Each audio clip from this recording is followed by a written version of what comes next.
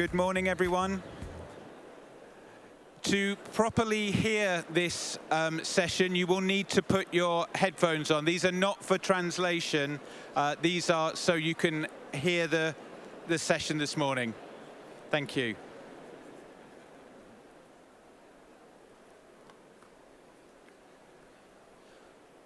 Okay. Good morning, everyone.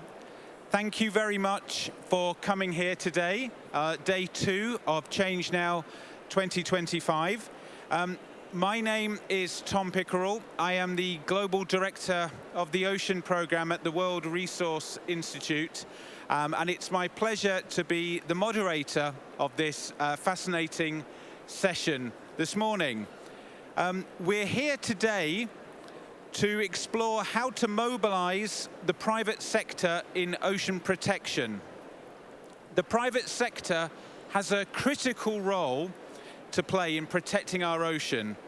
This session this morning is going to dive deep into how businesses can be game changers in conservation, leveraging innovation, investment, and sustainable practices to drive impactful change. This session this morning is going to have 3 different components. First, we're going to begin with a keynote talk. Then we're going to have a panel discussion, and then we're going to end with a fireside chat. So lots of variety to keep you entertained this morning.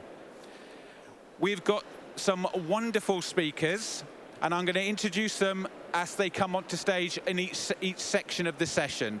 But first, I'm going to invite our keynote speaker this morning to join me. And our keynote is the co-founder and the CEO of the Earthshot Prize-winning finalist Coast 4C.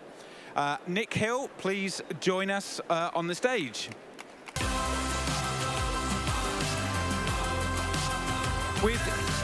With 2 decades of experience in sustainable enterprises for coastal communities, fundraising and leadership, Nick holds a PhD in seaweed farming and fishing livelihoods. He's also co-founder of Networks and Our Sea, Our Life. We're thrilled to have you here today and to hear your thoughts. So Nick, over to you. Thanks so much, Tom, and it is absolutely fantastic to be here in this amazing setting. I apologize for my voice. I've been trying to hold off a cold that my children have been lovingly trying to share with me, but I think we'll get there, and I think everybody's gradually losing their voice, right? So I'm going to talk about seaweed, really focused in on seaweed as this great opportunity to help drive ocean protection from the private sector. I just wanted to see a show of hands, first thing, 9:30 in the morning. Let's see, who's from the private sector? Wow, pretty much everybody. Awesome. Who are investors? Some, less willing to put their hands up. Philanthropy? Yeah. And a non-profit or a charity? A fair amount. Awesome. So, okay, that gives a good background as to who we're talking to. So, I hope that I can, if you aren't already deeply in love with seaweed, I hope by the end of it you will be in love with seaweed and the opportunities, particularly for smallholder farmers, and how we can drive ocean protection that way. I'll start with a bit of context. We're in a bit of a dire state with ocean protection, really. This is the figures for the ocean where we are with ocean protection. 2.7% of ocean protection fully or highly protected at the moment. 8.3% in some form of protection, but in a lot of that you can even do bottom trawling. It's been gradually on the rise, so that's the positive side, but we need to get to 30%. And this is really underpinned by the fact that there's been a massive underinvestment in SDG 14. So it is the least funded of all of them. I have stolen this slide from Dr. Ribin from UNESCO. So there's been a massive underinvestment into SDG 14. I also want to just highlight that some of the others that are close to that, in terms of in the top 5, I guess, or least 5 well-funded, includes no poverty, gender equality, and this responsible consumption and what's the other word? Protection and consumption, production and consumption. And I think these are all things that actually interplay quite significantly. Let's see if this works. But there's huge economic opportunity in the ocean. This is a figure around the value add, ocean economy value add in 2030. Obviously, we see marine and coastal tourism really topping that. There's a huge amount of opportunity there. And it looks like marine capture fisheries and marine aquaculture are quite significantly lower in that context compared to many of those other sections. However, where are we going to see the ocean protection coming from? I started off, I actually did I came from an ecology background. I did a lot of work, socioeconomics. I worked more and more in socioeconomics. I came into tourism space. I did my MSc in tourism. And I think, unfortunately, it's the exception rather than rule where it actually drives up meaningful ocean protection, right? So I actually was looking for an alternative study site for my PhD, or an alternative study context for my PhD, to understand what opportunities there are to really drive ocean protection that are linked to a business model. That ultimately took me into seaweed farming. Before I go there, I'm going to zoom in a bit on Asia-Pacific marine context. The Asia-Pacific has 80% of global coral reef area. It is the center of marine biodiversity. It's the center of almost everything. I think there's one or two taxa that maybe aren't at the center, don't have their marine biodiversity hotspots in the Asia-Pacific. And one of those groups is actually marine plants. So their center of biodiversity is in Asia-Pacific, and that is where the majority of seaweed is produced. 85% of global fisheries and aquaculture employment is in Asia-Pacific, over 90% of aquaculture production, and not surprisingly, 99% of seaweed production in the world is in Asia-Pacific. So there's this kind of correspondence between where the biodiversity is and where aquaculture production is happening. And if we zoom in on the opportunities for ocean-related businesses in the Asia-Pacific by 2030, sustainable aquaculture really comes out as one of the leading opportunities that are there. Now, the question is, how do you link that to driving marine protection? Before I go there, I'm going to go a little bit more into why I'm a big advocate for seaweed. I think as well as the SDGs and driving up ocean protection, it's really important to consider planetary boundaries. And actually, seaweed is one of these really rare opportunities to touch on all of those that are in the red zone here. So on the one hand, biogeochemical flows, nutrient and phosphorus pollution into the ocean. Well, seaweed aquaculture can help to absorb that. It can help take pressure off land system changes, and I'll come on to that in a moment. If you do it right, you can support biodiversity protection, and there's this correlation, as I said, between marine biodiversity hotspots and seaweed aquaculture. And then you can help to reduce dependence upon fossil fuels. Seaweed is an opportunity to really help us to reduce our dependence on carbon-intensive materials in foods, feeds, fertilizers, and plastics. So one of the ways that it can help reduce that system, the land use change and the climate change piece, is through these amazing innovations of companies such as Nopla, who's an Earthshot Prize winner in 2022, I believe. And they've done some incredible innovations to help turn seaweed into plastics that can help to reduce dependence on petrochemicals, and also takes pressure off those sources of bioplastics that are coming from the land and competing for food and crop space. Now, my area of focus is really the tropical red seaweeds, and the main reason for that is it's the most cultivated seaweed on the planet, a group of seaweeds on the planet. It's been cultivated by smallholder producers in Southeast Asia, and they've grown organically over the last 50, 60 years, a bit more than that, to really produce the world's most cultivated crop of seaweed. Now, if we're trying to reduce dependence upon petrochemicals, we need to be able to produce vast volumes of the material at relatively low cost. And there's there's 12,000 species of seaweed or more. Around the world, we're really dealing commercially with about 5 or 6 groups of those. And some of them, I categorize them into 2 broad groups. One is the lower volume, high value species that are direct for food, such as nori, etc. And that can be very good for your health, can be very good for cosmetics and things like that. And on the other hand, you've got these high-volume, low-value species where the real opportunity to drive impacts at the planetary level occur. Now, the World Bank estimates that the value of the seaweed industry is going to double by 2030. It's currently a $17 billion industry. It will double by 2030. Within that, tropical red seaweeds, the most cultivated crop, only account for about 1 billion of it. But there is about 8 billion of opportunity for the red seaweeds that could fill by 2030, based on that World Bank analysis. However, the only thing that's going to prevent that from happening is there's the inability to supply that demand. Growth in seaweed supply is slowing. And that is because there hasn't really been enough investment in the upstream side of production. All the investment has been downstream, processing, new applications, and so on. There's a big overcapacity in processing for tropical red seaweeds at the moment. Only about 40% of processing capacity isn't utilized, but there is a bottleneck in supply. That supply is slowing. So I'll zoom in and take one case study. Maritas is one of our seaweed farmers, one of many seaweed farmers that we work with. And she and many of her colleagues, hundreds of thousands of millions of colleagues in Southeast Asia, have really driven the growth of that seaweed industry without any sort of support. But she faces all sorts of problems. Her farms are massively underproductive, and they are actually, in many areas, those farmers are unsustainable. This is because there is a broken value chain. It's highly fragmented, highly convoluted, and there is nobody providing this kind of input support services that she needs to be able to address those challenges. As a result of that, they tend to turn to these unsustainable practices, such as the use of single-use plastics. You've got plastic straw there that has to be replaced every 45, 50 days in a context where there is no solid waste management system. We know that aquaculture is creating one of the greatest contributions to marine plastic pollution, and seaweed, this is part of the reason for it. The other thing they'll do is there's so much risk for seaweed that many seaweed farmers are tempted, who are just trying to feed their families at the end of the day, will tend to look at the opportunity provided by fertilizing their seaweed. And that's bad for both the industry. It's creating a low quality product because you don't get the components in the seaweed that you want, but it's also obviously having a negative impact on the ocean.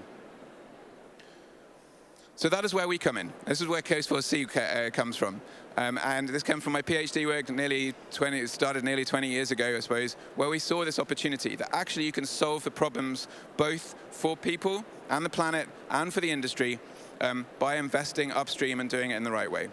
So it turns out that you can actually improve yields by restoring the oceans. So we transition traditional farmers who are underproductive, unsustainable, and really unreliable suppliers for these, undependable suppliers for many of these industries.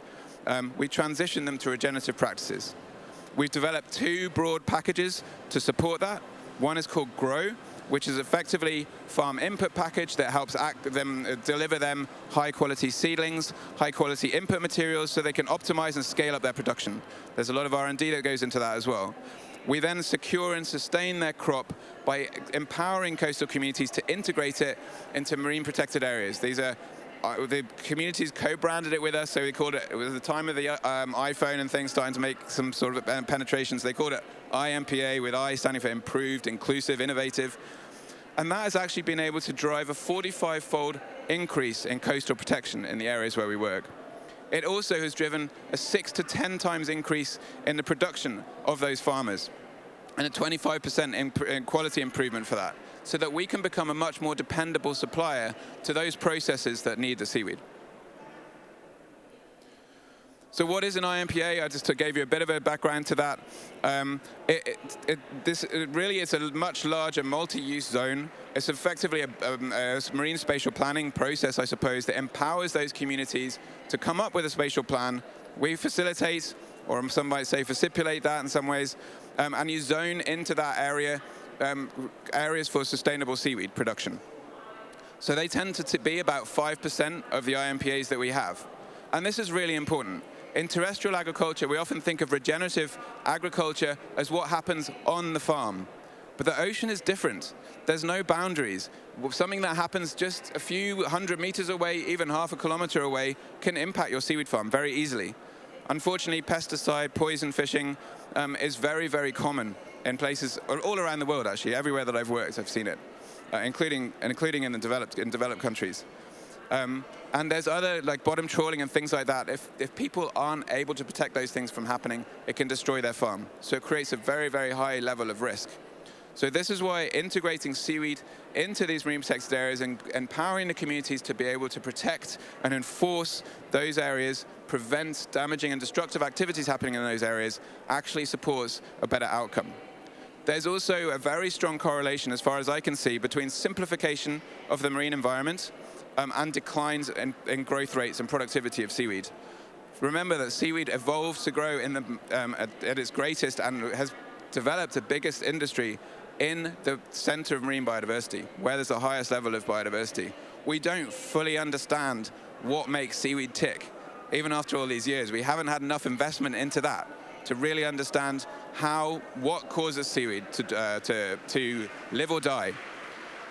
There's been this, I'll take temperature as an example. There's obviously a big challenge with climate resilience. Typhoons is one part, but global sea temperature rise in sea surface temperatures is thought to be a major concern. And for many years, recently, many scientists were advocating for let's move seaweed farming further offshore. It's been done in the very shallows where people can access, intertidal zones up to a few meters deep. But maybe that's heating up too fast. Maybe we need to move it into slightly deeper waters.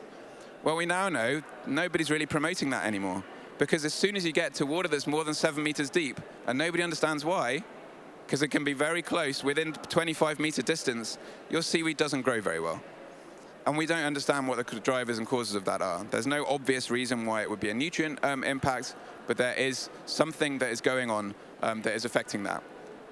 We've been able to solve for some of those challenges. So last year we had the highest sea surface temperatures ever, and we didn't have any bleaching and disease events in our supported seaweed farms. So we know that there are techniques and approaches that can support that. It's not just a case of rising temperatures. You can make seaweed production resilient to climate change, but you have to adapt your practices. Unfortunately, climate change is happening so fast. The traditional systems of innovation and transmission of that innovation through this giant network of farmers is happening too slowly. So we've not been able to support farmers. This is why it's leading to this underproductive and unsustainable practices happening in those farms. With what we're doing, we're able to aggregate all these farmers at a very large scale. We've got thousands of farmers that we work with, and we're building technologies to even further accelerate the speed of transmission of information between them. And we see all of our farmers as the innovators, the people with the core local ecological knowledge who can help to solve that problem, together supported by some scientific approach and improved ability to communicate and transmit lessons and learnings. So this has all really helped Marita's to scale her seaweed farm. Her seaweed farm is now three or four times bigger, and you really measure seaweed farms in terms of the amount of seaweed, the biomass they're planting. It could be number of lines rather than actual area. And this is a quote from her. She said, "It's helped." She's been farming for 30 years, but our Grow program has empowered her to expand her operation and build savings, something she's never before experienced. And the buyers want to buy more as well. So we're getting great feedback from the customers, the processors. Many of those processors are less interested in the sustainability component of it, but they are very interested in the quality. They don't want plastic contamination. They don't want low carrageenan yields, the yields of the content, for example, in one industry that they're trying to extract from the seaweed. So they're very interested in that. And there's these strong synergies between doing it right for the environment and doing it right for the industry, which is an opportunity that we can leverage. To give a sense of the opportunity there from a business perspective as well, we're actually really building localized business units, and we call them hubs. So one hub will serve 10 to 20 villages. In each village, there'll be 80 to 200 seaweed farmers. Once they are fully operational, each of those hubs can generate around 2,500 tons of raw dried seaweed per year. You multiply that by 8 to get the equivalent in fresh weight. And there's more than 100 hub opportunities across Southeast Asia.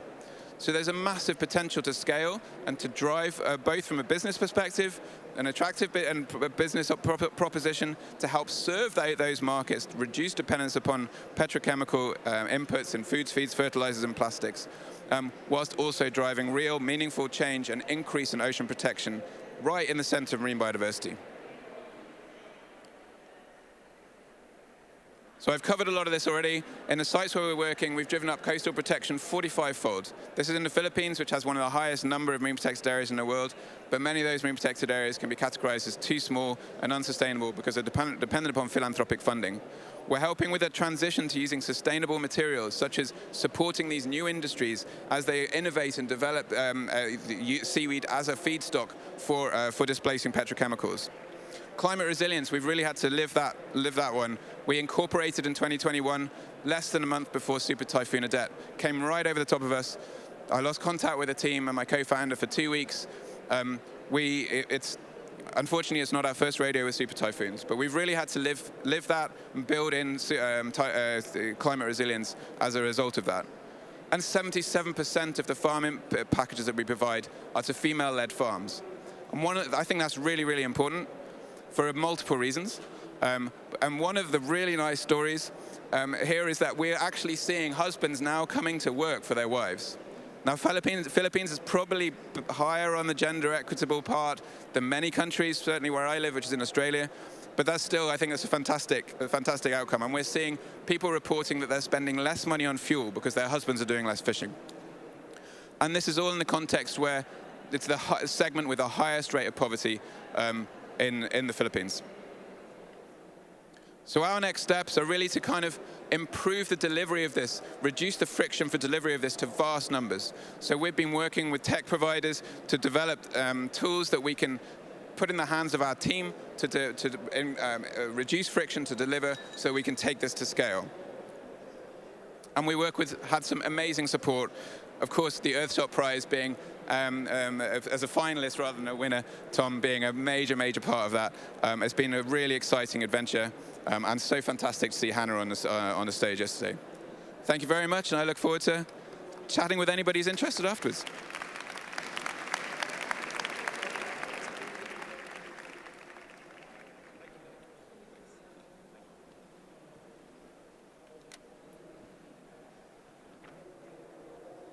Thank you very much indeed, Nick, for a really good keynote and a great way to start this session. I think your point about the huge growth potential of seaweed that's being stymied by a lack of investment really sets a good foundation for this, the rest of this session about how businesses can contribute, the private sector and its role in there.